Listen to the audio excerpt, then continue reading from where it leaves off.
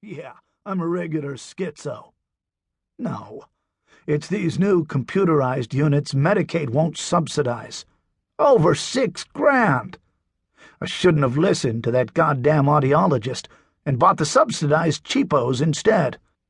With these, there's a little lady inside whispers that your battery's low. Also tells you what channel you're on. I got 5 channels with these units.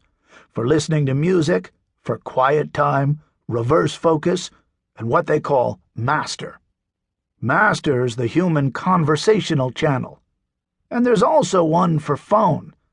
I can't tell the difference between any of them, except phone, which, when you're not actually talking on the phone, is like a goddamn echo chamber.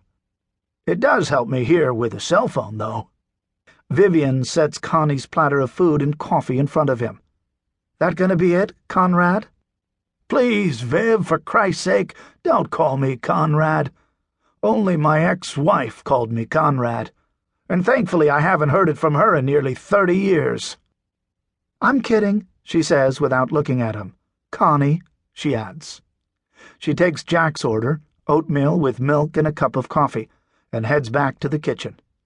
For a few seconds, while his father digs into his breakfast, Jack studies the man. Jack's been a state trooper for 12 years, and studies people's behavior, even his 70-year-old father's, with a learned, calm detachment. You seem sort of agitated this morning, Dad. Everything okay? Yeah, sure. I was just teasing Viv about that Conrad business. But it is true, you know. Only your mother called me that.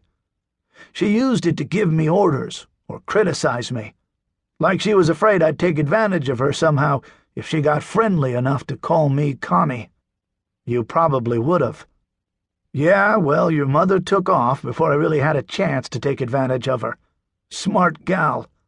She quit before I could fire her. That's one way to look at it. You have to let it go, Jack. She didn't want the job, and I did.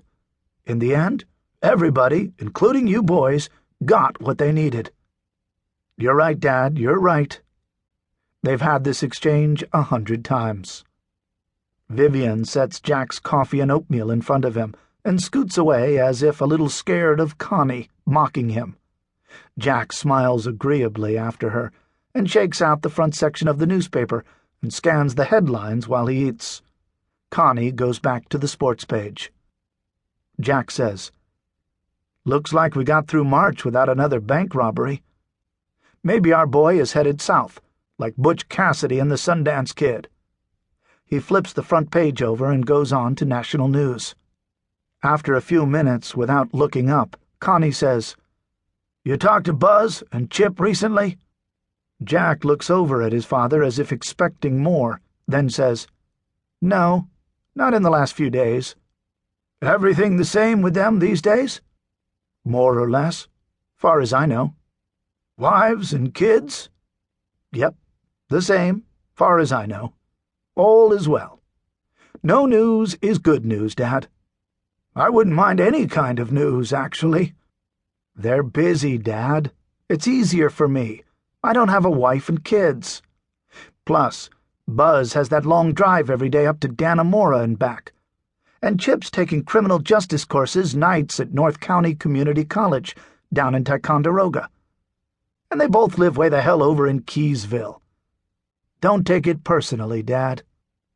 "I don't," Connie says, and goes back to reading the sports page. Jack finishes his oatmeal, shoves his bowl to one side, and cups his mug of coffee in his large red hands, warming them. He's thinking. He suddenly asks, "You ever consider it a little weird that all 3 of us went into law enforcement? I sometimes wonder about it. I mean, it isn't like you were a police officer, like me and Chip, or a prison guard like Buzz. I mean, you ran auctions." "Yeah, but don't forget, I'm a former Marine. And you're never an ex-Marine, Jack. So that was the standard you boys were raised by, the United States Marine Corps standard, especially after your mother took off. If my father had been a former Marine, I probably would have gone into law enforcement too."